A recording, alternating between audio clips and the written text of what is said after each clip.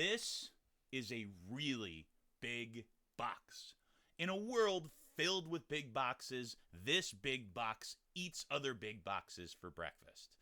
Well, maybe not. I'm sure there's been boxes this big before, but still, this is a really big thing. This showed up on my doorstep a couple days ago. This is Wave 1 of Kingdoms Forlorn. There have certainly been some early impressions by other folks who've gotten their hands on prototype copies of this game, but this is the official Wave 1 content. There's this big, humongous box that comes in this thing, and then if that wasn't enough for you, here comes Dragons, Devils, and Kings. 10 Succulent. What is it? 10,000 Succulent Fears. That's the first expansion that I am aware of. There's other different boxes that are coming in Wave 2, but that's it for now. And if that's not enough for you, here is a Clash and Encounter playmat. And I am going to unbox this as well as I can. I'm going to be very honest about the fact that I am not 100% sure if there are spoilers in this, so I'm going to go ahead and go through it. If I spot anything, I'm going to try and edit accordingly. But if you are watching and you are worried about like any possible spoilers, just be aware. I'm going to assume that this is going to be like Aeon Trespass Odyssey, though, and that all the spoilers are hidden in secret decks, so it's not really a big deal to go through the general contents. So let's go ahead. Let's see what's in here. And while I'm getting this started, essentially trying to... Let's see if I can do this. I don't want to mess with the integrity of this outside, but I also want to make sure I can slide it out okay. Maybe let's do this. Let's do it on its side and pull this off. And then while I'm taking this out, I just want to make sure all of you know kind of where I stand. Aeon Trespass Odyssey, I've had a blast with it. I have not finished it all. I've gotten through the first campaign. I'm in the middle of the second campaign and took a break from it. Did not take a break because of any flaws with the game. The game is quite wonderful. Ugh. Also comes in a big box. And I'm looking forward to finishing that. And I had such a good time with it that I figured, why would I not want to jump in on this one that seems to be more of like a, fantasy grimdark that uses some of the same mechanics. Granted, I have heard it is not the same game. It does have some things in common. But at the end of the day, there are a lot of things you can't assume you're going to understand all the mechanics of this just because you know Aeon Trespass Odyssey. As is appropriate, we have a big old rule book. You can see here, it's actually, well, I think you can see here. Let me pull this light over here a little bit better. Sorry if my lighting's a little off. I'm working on a better light source up here. There's 3 books total. There's the rule book on top. And then I'm going to assume the rest of it is either campaign books or the books where you basically, look up stories, that sort of thing. In Aeon Trespass Odyssey, there were 3 different campaign books because there's 3 that come with the base game. Each of them come with their own journals, which also come with their own rules. Because if there's one thing about this company, Into the Unknown, they make games where you never really stop having to learn new rules. You think you've got it all down, and it was super complicated, and then they say, oh, here's a new rule to change things up, which is really good in terms of keeping the game fresh, sometimes a bit much in terms of complexity, but that's okay. Alright, so we have 2 books, Sunken Kingdom and Principality of Stone. I'm assuming, I don't want to dip into those too much because those probably have spoilers. As far as the rule book, we have a 100-page rule book. Yeah, that tracks. Lots of different interesting stuff. We'll see if there's any sort of tutorial with this. Thankfully, I'm a rulebook dork, so I kind of like reading them. Ooh, nice. First bit of minis. You can see that these are super high quality. There's, unlike Aeon Trespass Odyssey, there are some monsters that they have multiple copies of because this is not so much... My understanding is it's not as much a boss battler and more dungeon crawler. I'm going to pull out a couple that look really cool. There's this guy who's like a really, really passionate librarian. He's got a book in his hand and he's pointing at you and he's saying, hey, check this out, read it. Read. Be literate. And then we have this person here who just got out of the shower, is holding their towel right here. He's nice and clean, or they are nice and clean. I don't know. Could be a he, she, they. That's all good with me. And here's one other one. This person here, who is, oh, that's the librarian. Look at all those books. Oh, see, I think this is what's going on. This is the librarian holding the mace, threatening and saying, if you bring that book back, you're going to get it. And this person is saying, hey, I want that book too. Give it to me. All right, all right. Come on, let's get to the rest of this. Stop being silly. Okay. Let's set these to the side. Oh, this might take a while, folks. All right, so next layer. Oh man, this is a lot of stuff. Whew. All right, so first off, we have this piece here. This is all of our punch-out stuff. I think if I try to go through all that, this video will be 2 hours long. You can see also it comes with a night sheet, so looks like those are different night sheets for keeping track of individual characters on this one. I'm going to try, I got a little bit of reflection here I'm not digging. I'm going to sacrifice a little bit of light here in order to make it so we don't get so much reflection. I hope that helps. I'd rather you see this stuff well than see my face. Awesome. If we have time, I can come back to that, but I just don't want to spend the whole time punching stuff. We have a kingdom sheet, which is one of the mechanics of this game that I'm interested in, is there are different kingdoms, like you can buy different kingdom boxes. I believe that's a big part of Wave 2. There's going to be additional kingdoms you can buy. I'm waiting to get those until I know if I really, truly love the game, because this is an expensive game. I didn't want to, cash out for a all-in. But it's nice things to track which kingdom you're in. More minis. I'm going to open these up. Oh, this is what I'm talking about. Look at that. A guy sitting on a throne made of a hand at the top. Wow. Somebody give that guy a hand. Ba-dum-bum.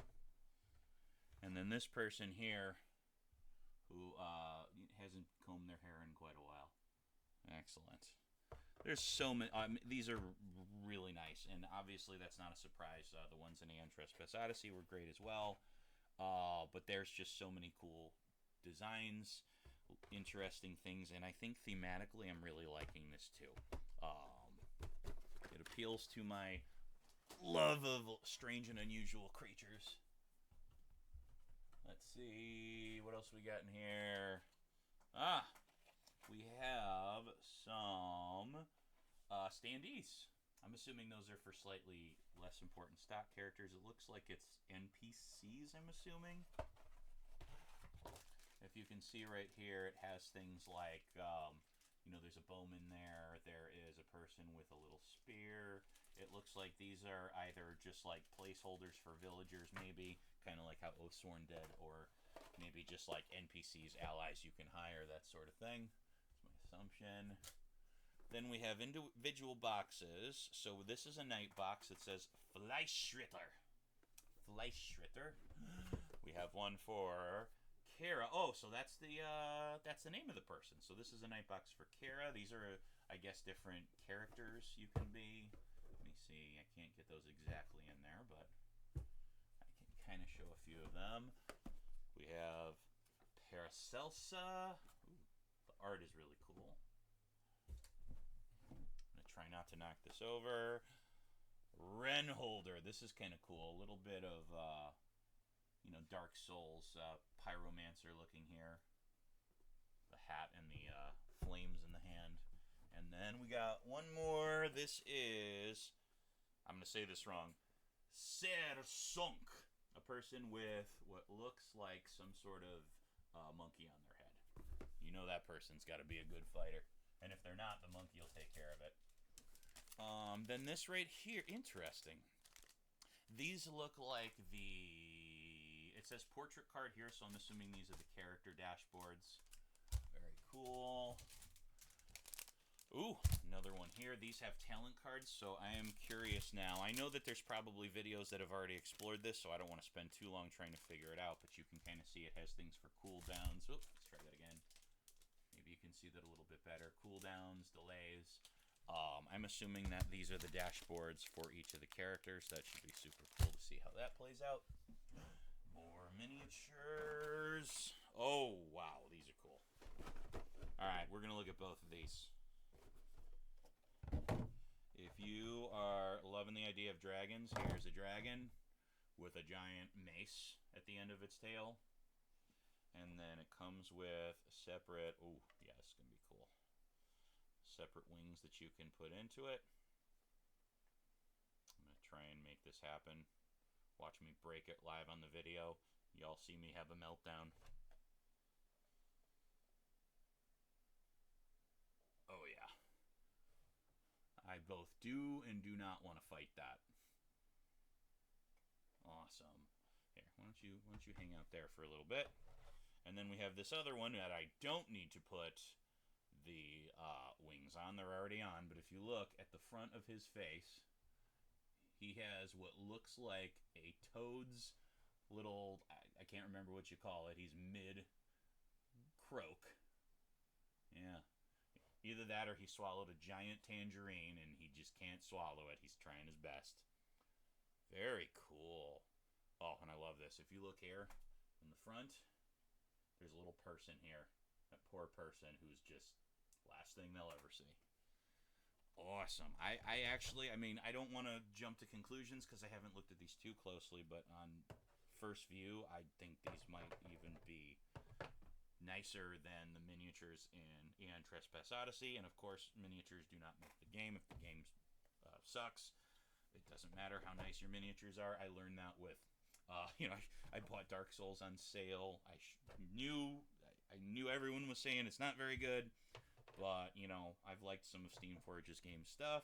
I really like the Resident Evil game, so I said let's give it a try. It was like dirt cheap on their website, and I got it. And yep, everyone was right. It's not a good game, but if you like it, that's awesome. Don't at me. So that's the end of this box. It only goes down to about here, though. So let's see. Is this like Descent Legends in the Dark where there's an empty space? No! There's more stuff! There's the whole board! My lord, this is so much stuff. So there's one side that looks like this. Try my best to show it. The other side, well, it's kind of hard to show. Let me see. You know what I'm going to do is this is probably the same one that's on that mat. I'm going to show the mat when I get a second. I have these things that sort of look weirdly colored. They look like 80s 3D. We have cards that say the Conqueror's Castle and Sunken Kingdom. Ooh, points of interest. Very cool. These actually remind me, they're the same size as the cards for the bosses in Eon Trespass Odyssey. And there is a ton of stuff in here that would be impossible to all go through. But we have a lot of little trinkets that I probably will not understand what they're for until I play. We have little different colored cubes that I'm assuming are to mark stats and or statuses. And then here's what's interesting. We have a lot of what looks like map cards. And the map cards are in very different, interesting alignments. Pretty cool. I'm assuming these are map cards to go with whatever kingdom comes with the base game. And then, let's see, we got one other compartment over here. Under here, sorry. And it's ungodly amounts of cards and dice. So we got the dice, we got baggies, and then here's what I'm going to do. I'm going to put this like this because going through all these cards, yeah, unless you want to be here for the next 3 years, we're not going to go through all those, but you can see that all of the game cards seem to be located down there. So I'm going to put that back in as best I can. Move this to the side. And then let's start, before we open the gigantic, huge box, let's open these over here. Let's open this map, see if it's basically the same as the other one. I can't remember. I thought that I paid for this as an add-on, but I can't really remember. Yep, this is what it looks to be. So here's a better view of what the map looks like here. And then there's another side here. It's kind of hard to tell. I think one of these, just different encounters. This one obviously seems a little more like a dungeon encounter. So very cool. You know, certainly not something I needed, but sometimes the neoprene mats over the cardboard mats can be a little bit easier to move stuff around. Now's the part where I have so much stuff here that I don't even know how I'm going to make room for the next thing. All right. Oh, wings. All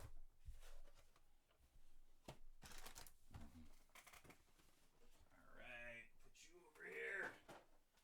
If anything, I hope that me wasting time finding room for all this gives you everyone an idea of exactly how much content comes in this game. Alright, so now 10,000 succulent fears, as opposed to just regular fears, which are just not succulent enough, apparently. We really needed them to be more succulent. And what art do we use for this? We put deers on it. Because when I think succulent, I think of deers. Alright, come on, you. There we go. Something tells me that this game is going to be a pretty severe onboarding. And I'm going to keep this stuff separate from the base game stuff because I don't even want to worry about incorporating this till I know how the base game works. We have another whole booklet for 10,000 Succulent Fears. I don't think this is... I mean, I'm sure it has rules in it. Because I know with ATO, with the Trespass Odyssey, there's the main rule book, that's all the rules, and then each of the individual, storybooks come with their own encounters, their own stories, their ways you look up entries to try them, and then also at the beginning of all of them are the sets of rules that are specifically for that chapter, for that campaign. So I'm assuming this is like those other two books that I found in the base box. There was the rule book and then two others. These are specifically for when you're playing this campaign / kingdom. Still a little unclear on how that works, if it's campaigns or just kingdoms, but either way, that's how I'm assuming it works. Ooh, we have more stuff to punch out. Facility chant cost. That's kind of interesting. So it seems like there's a location called Hura, I'm assuming the Citadel of the Saints. This probably has different things you can do there. More cards for different creatures like Panzergeists. That's a cool name. We have what looks to be another board. I'm not sure if it's like a dungeon board for... Oh, yeah, definitely. Because here's one side, and then here's another, and it says Digestive Tract. Everyone's got one. Oh, nice. This is what I like. More night boxes, more ideas. I'm assuming this is for each character. You choose one character you want to be, so this gives more options for your starting character. I like that. More encounter stuffs. More... Oh, there's Sarah Urbar, so this includes probably their starting cards. More small minis. These are probably just for the little smaller monsters you encounter and have to slay.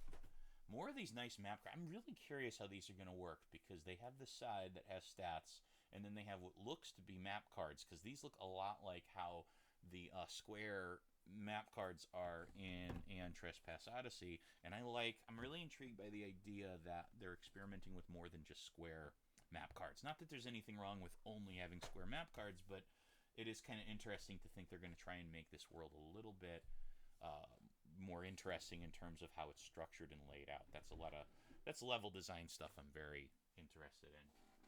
Level design is one of those arts that it's really hard to get it right. So there's another chamber here. I'm going to show you this because I'm not going to open everything, but you can see there's more cards. These are probably, just like the other box, they seem to have a compartment for all the cards at the bottom. I'm not even going to bother opening those until I figure out the other box.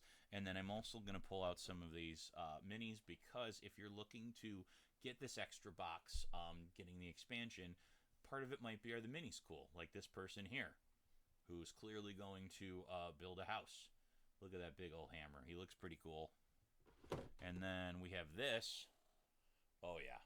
So this person here who bought themselves a nice poncho and then developed a hunchback. And now they walk around in a giant poncho wielding Skeletor's scepter. So good for them.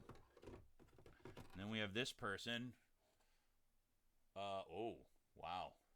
So this person who has giant pointy blades for hands And yeah, carries around his newborn son on a spike on his back. Okay, I think you might have issues, sir. Maybe you don't need to battle. Maybe you need to find a good therapist. And I say that without judgment. And then we have a gigantic catfish flying around a castle. You know, just a normal Saturday morning. No big deal. Wow. Yeah, I don't know. I don't want to jump the gun because the newness is here. Like when you see these for the first time, they seem so cool. But my initial impression that I admit might be biased because of the newness is wow, these are really cool miniatures and they're better than ATO. Not that the ones in ATO were bad. That's it. Wow, a lot of content here. I'm gonna try and get a review up for this, but the problem is I haven't put a video up since going to Gen Con. Work has gotten really busy, family life has gotten super busy, so you might have noticed I haven't put up much content recently, but I'm trying to change that. I really would love to talk about some of the games I got at Gen Con. I know Gen Con was a million years ago, it feels like now. But man, there's some games I got that were, and there's some games I got that are just fantastic. And also, I want to jump into this game, and I want to really figure out is this. I have high hopes for it, and I'm a little worried those high hopes are going to be dashed. But at the same time, I like what this company's designed before. I'm really excited for what they're going to do with this theme and this idea of dungeon crawling. Because at the end of the day, I love dungeon crawlers. Hopefully I should get that to you as soon as possible. Until then, thank you so much for watching. If you could give me a thumbs up, a like, if you could give me a subscribe, that would be great, and I'll keep stuff coming. Let me know what you think.